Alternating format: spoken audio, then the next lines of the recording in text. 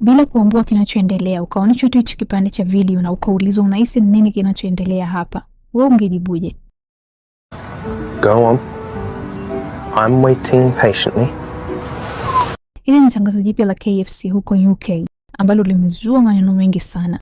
Tangazo hili linaanza kwa kuonesha kama vile mtu aliyepotea msituni na kisha anakutana na kundi kubwa la watu waliobeba yai kubwa la kuku, na kama vile mtu aliyepumbazwa anafuata hilo kundi, na kundi hilo linaendelea kwa kuelekea kwenye kilichoonekana kama ziwa au mto ambao ni mkubwa, na baada ya kufika hapo wanamfunga yule mtu aliyekuwa anawafuata na kumdumbukiza kwenye hayo maji kama hivi. Na baada ya kumdumbukiza, kinachotoka kwenye hayo maji ni kuku kama yule wa KFC. Na tangazo linaisha kwa kuandika amini katika kuku. Director nyuma ile tangazo alisema wamtengeneza tangazo hili kuleta mkanganyiko kwa sababu wanataka kuongelewa.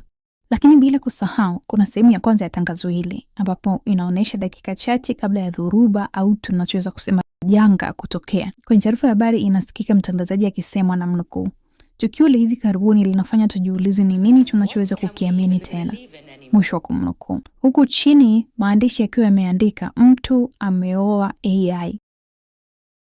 Na ghafla TV inazima, magari yanaanza kugoma kwenda, kwa kifupi kama vile vitu vinaacha kufanya kazi kama vinavyofanya siku zote. Na nje inaonekana watu kama vile waliopumbazwa hivi, wote wakiwa wanaelekea sehemu moja ambapo ni hii hapa, kumzunguka huyu kuku. Na baada ya kufika hapa, wote wanaendelea kucheza kama vile watu wanaosifu au kushangilia mtu aliyoko jukwani.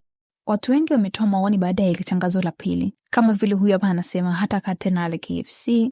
Mwingine anasema hivi ni vitu vya kutisha na ni vya kishetani. Mwingine anasema anashindwa kuelewa mtu aliwaza nini hadi kuona hili tangazo ni wazo zuri. Mwingine anasema yeye sio mtu wa dini kabisa, lakini anamtambua shetani endapo akimuona. Mwingine anasema hii ni wanafanya dhihaka kuhusu ubatizo na pia wanatujulisha kwamba wanatumia nyama za binadamu.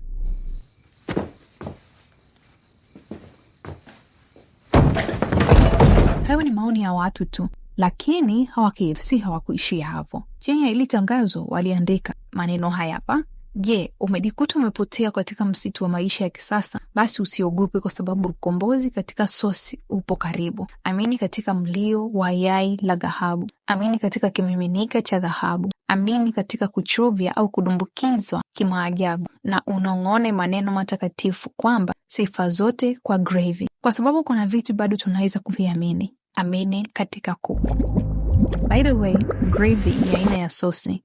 Ni sosi za muundo huu. Ukizingatia haya maneno niliyoyasoma hapo juu walioyaandika KFC, ni kama vile ni maneno ya kidini sana. Labda ni kweli tu kama director wao alivyosema wanatafuta kuongelewa, lakini pia labda kuna maana nyingine.